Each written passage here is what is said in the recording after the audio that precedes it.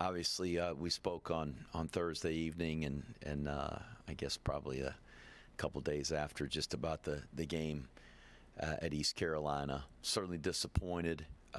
East Carolina's got a terrific football team. They beat the pants off of us, and we know that we've got a lot of things we got to improve on and get better at, and we're working hard to do that. We practiced on Sunday evening, as we typically do.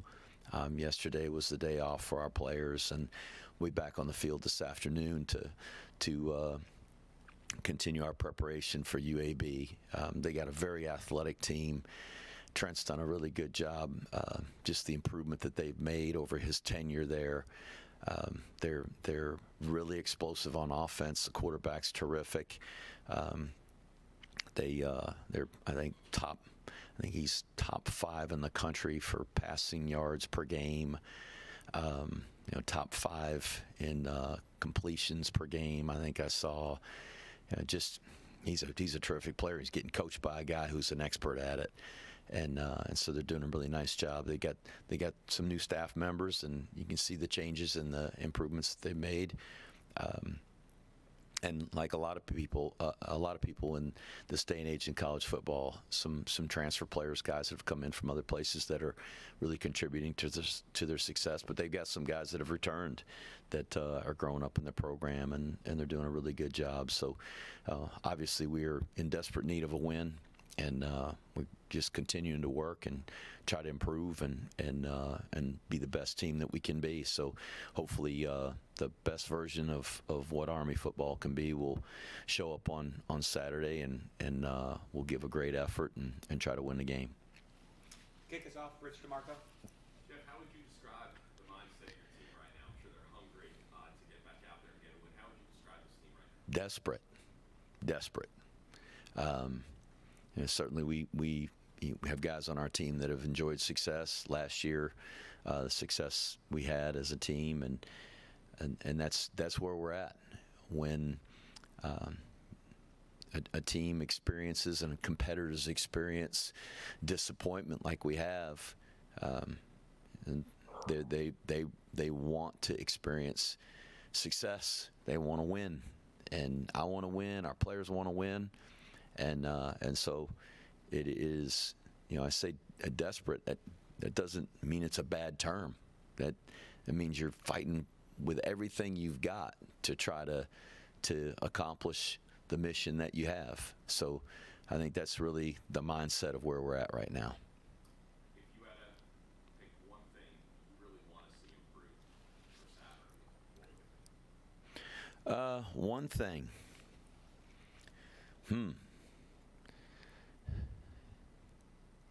If there's one thing we got to improve collectively as a team, is the turnover battle.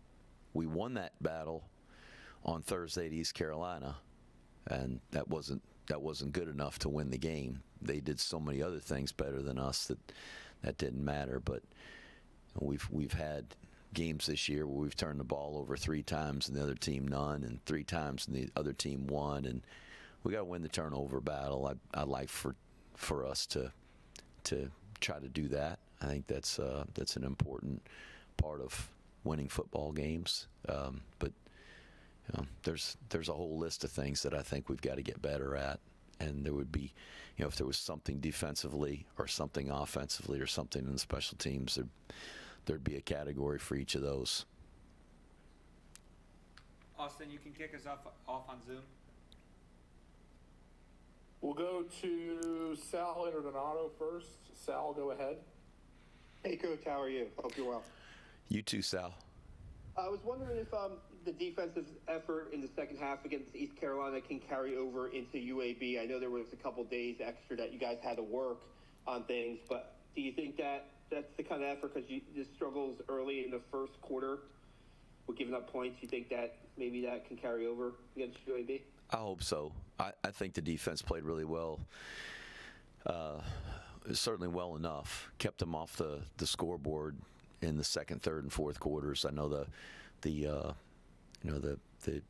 fake field goal was a big play, and that's a defensive snap. But playing defensive snaps. I thought the guys did a good job. We've started the last 2 games down 21-0. That's not a very good recipe for success. So we gotta try to have some early success in the game, and I hope we will. That's a team effort. That's something we gotta do a good job of on offense, and trying to start a little faster, and defensively getting them off the field. So that I was proud of their effort. Like I said, for those 3 quarters, we gave up some big plays though throughout the game that we got to try to eliminate, but we kept them off the scoreboard, and that's the important thing. How much of the offense is maybe getting going? Is it fundamental? How would you assess the offense as far as getting it off to a faster start? How can you guys get off to a faster start? I know you don't want to turn the ball over, but is there anything else that you can look at and say, hey, we need to do this to get off to a stronger start on offense? I don't know. I think if I think back of the games that we've played, the last 2 games, North Texas, certainly I thought we were moving the ball effectively. Turned the ball over, obviously. That the fumbles, stopped the drives. I think in the first half of that game, when we didn't turn the ball over, we had scored every time we had it. We just kept giving it to them. Last game we had a 3-and-out to start the game. They went down and scored. They hit a big play, which set up their score, 7-0. We had a 3-and-out. We had the second down pass and went to Samari that skipped in there. That they looked at it on the replay, and it was 3rd and 5. We didn't convert. We punted to them. They hit a big pass play to answer that. Went up 14-0, and then the next drive, we dropped the passes there that we had open. We'd moved the ball down there and got it down in at least in position. Converted a 4th down to get us there. So I think we were moving the ball, and then things change when it goes to 21-0. There's the ability to maybe defend us a little differently, and we're not built like that where we can just start zinging it around and throwing passes, and we're built a certain way. That doesn't mean we can't come back. I mean, that's proven against North Texas. We were down 21-0. We had a chance. We were in overtime with them. East Carolina was just really good. They were very physical, tremendously athletic, and very well coached. And they just did a great job of stopping us and keeping us from moving the ball. We got to block better and sustain blocks. That's the bottom line. A team that blocks well on offense is going to have a successful offense, whether it's run blocking or pass protection or blocking on the perimeter. When an offense does that well, they're typically successful, and so we've got to do that more consistently, and hope that we have better success moving the football and scoring points. Thanks, Coach. Thanks, Sal. We'll go next to Joe Iacono. Joe, go ahead. Good afternoon, Coach Monken. You just mentioned kind of blocking, and I want to talk a little bit about first down production. Not in every game, maybe, but definitely against East Carolina, and in at least 1 or 2 other games that I can think of. First down production's been a bit of a struggle, putting Army's offense behind the chains, second and long. Obviously blocking's a big piece of that. Kind of a 2-part question, I guess. Anything else outside of blocking you guys can be doing differently on first down? And if not, if it truly is the blocking, which I know is a big part of it, would you, and this is, I think, tough for the average fan to pick up on, would you say it's just the offensive line, or blocking on the perimeter, blocking by the backs who don't have the ball? Could you kind of unpack some of the blocking struggles on first down a little bit? I don't know that it's unique to first down. Our down series success rate that's tracking how many yards we gain on first, what do we gain on second, what do we gain on third. It's typically measured Successful being, do you get half of what you need on that particular down? So a successful first down is gaining 5 yards on first down. If it's 2nd and 5, then gaining 2.5 is successful on second down. If it's 2nd and 10, then you gain 5 yards, then that's considered a success on that down. And our down series success rate, which was really good a year ago, is not this year. We're not having production consistently enough, and putting ourselves in 3rd and manageable, 4th and manageable, and that, you know, that's been the struggle. And it's not unique to the offensive line. It's everybody. Everybody is. You know, I'm not saying we're blocking bad. We're just not blocking as effectively as we need to, and moving people and sustaining blocks on the perimeter when the ball gets out there, and whatever it may be. That's got to improve and be more consistent. But our guys are tough and physical, and they play hard. Just, you know, fundamentally, we got to do some things a little bit better. And kind of to follow up on that, on the option plays that you are running, how have the quarterback reads been? Well, they've had some good reads. They've done a good job of handling some stunts. They've had some missed reads. We mentioned one a week ago against North Texas when we pitched it on the ground. You know, we pitched it off the read key. It was a triple option play where he was reading that guy, and that guy stepped up the field. He should have handed the ball off. When you don't hand the ball off, you should just follow the back on a misread, which is perfectly acceptable. Not ideal, but certainly better than what happened. And so that's, you know, that's not just happened to Cale. You know, Dwayne's missed some reads too. It's part of option football. We'd like for those guys to be really clean on that and really good at that, and we're getting plenty of practice. But they're making more reads than they're missing. Just they've missed some. And final question for you, Coach. What has the team done really well so far that you'd like to see more of? They fought their ass off. They haven't quit. Not in one game. They've kept fighting and kept playing, and you know, I've been proud of them for that. There's been, you know, guys that throughout the game all the way to the end have continued to play as hard as they can play and try to play physical, and even in the game on Thursday night, and they beat us handily. Our guys continued to play. Thanks, Coach. We'll go now to Ken Kreitzer. Ken, go ahead. Thanks, Austin. Good afternoon, Coach. Just maybe you can take us through the 4 games that UAB has played. They lost to Alabama State. They beat Alabama State. They lost to Navy. They beat Akron. They lost to Tennessee, 15th in the country. What did you take away from those games watching the film?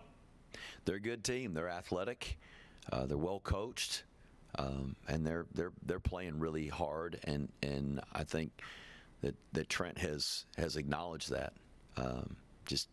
He feels like his guys are playing hard and playing together, and certainly lost to, you know, those 2 games, but those are 2 good football teams they lost to.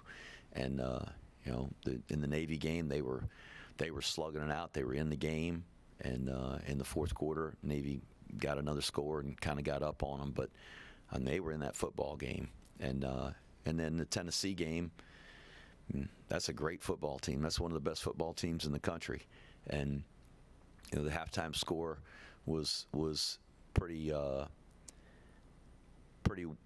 strong in Tennessee's favor.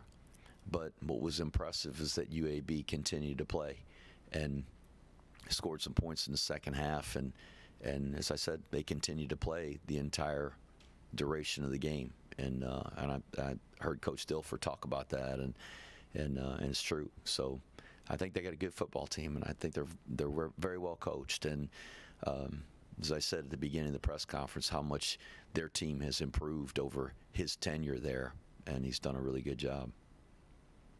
Just looking at their offense, they pass for 320 yards a game, a rush for about 120. Jalen Kitna, as you said, has had a fine season, 108 of 150 completions, 8 touchdowns, 314 yards passing per game. What do you see in that offense? They seem to be a pass-oriented team.